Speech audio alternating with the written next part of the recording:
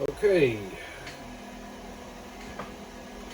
here we are back with this Termlab,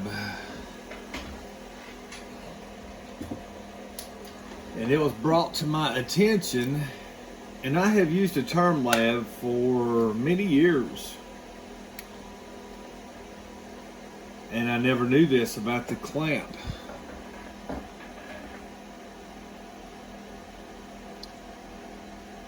Let's see, yeah, so right here where my screwdriver is, there is a trimmer potentiometer right here that adjusts the voltage that sends a signal through these wires or whatever back to the Termlab, and it doesn't have a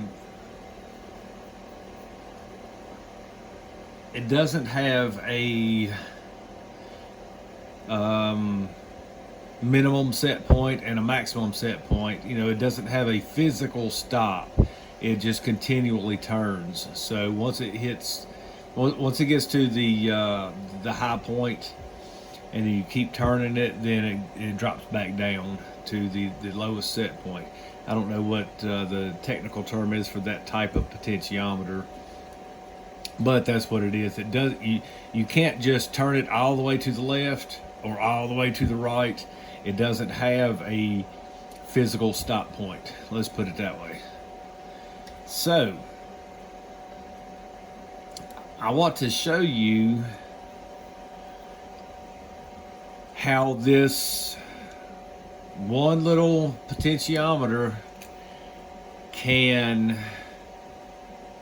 allow people to manipulate the Termlab. I'm not pointing any fingers. I'm not saying that anybody is doing this, but it can happen. And the way that I look at it is, if you are at one show, at one venue, and everybody is clamping power from this one single particular clamp, then everybody's being judged in a fair manner. However, I don't want to point any fingers, but just as an example, DB Drag Finals or Base Wars Finals, they have remote locations. So, you might have a location in Kentucky, a location in Canada, a location in California, and all three of them are going simultaneously, and they're using the Termlab and clamping power like in the 5,000 watt classes or whatever. So each venue is going to be using a different clamp, because obviously you cannot have the same exact clamp at each venue, because they're thousands of miles away from each other. So I'm going to show you in real time what I'm talking about here. And again, I just learned about this today. I've been using the Termlab clamp. This is 2025. I've been using a Termlab clamp since about 2017. So 8 years now, and I never knew this until today. So I'm going to put this clamp. I'm going to put this clamp right here. Okay. Along with this clamp, and this clamp is going to be Bluetooth to this tablet, and then the amperage right here on the Termlab is going to be right here on the bottom. Right here is amps per frame, so that's like real time. It's not a maximum amperage, it's just real time. And of course, you got the amperage up here. I'm going to keep it on real time, the current amperage on the base head garage watt meter. So it's going to be about 4,000 watts.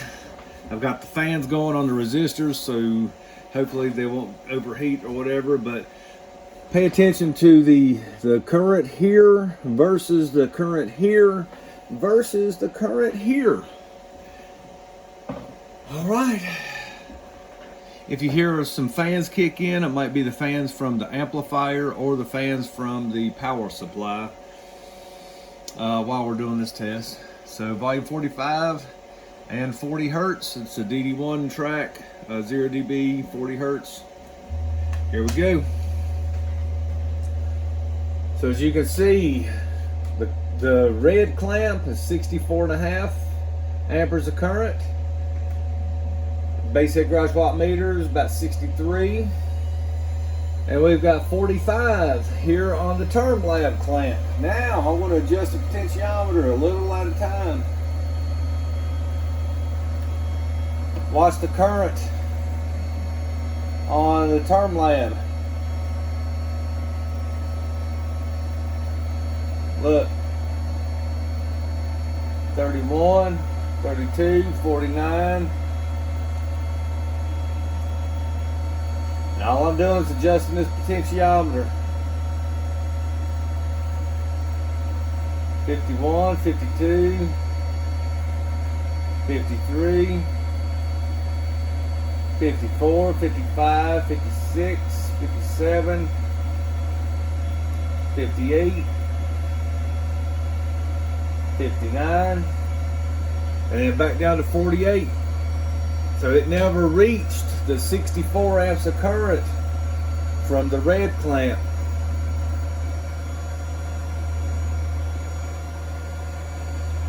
And you can see it's going crazy. So there is something wrong with this clamp. I do believe there's something wrong with this clamp. Well, now everything's going crazy.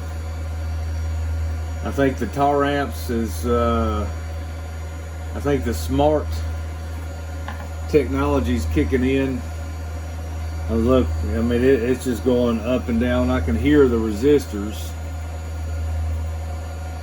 Let's turn the volume down a little bit, see if we can get a consistent reading.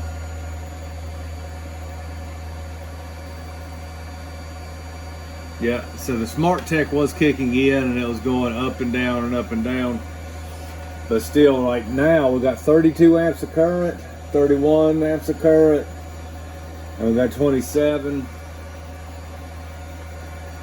So let's adjust it again.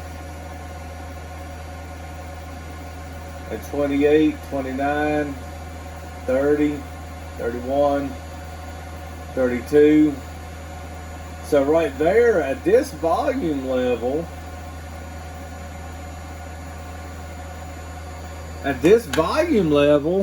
we were able to match the amperage, 31.8, 32.0, 31.7. Now, that was at volume 39. All right, and the amp's getting hot.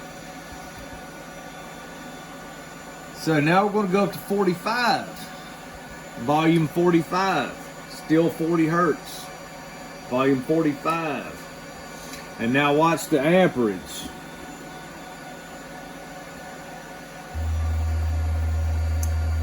We've got 36 amps of current, 64 amps of current. Look at that. That is highly inconsistent. Highly inconsistent. I'm going to go back down to volume 39. And look, the amperage is, on par, because that's where I just now adjusted it to. Okay. Now I'm just going to go up to volume 45 again. We've got 64 amps of current and 36 amps of current. 36 amps of current on the Termlab.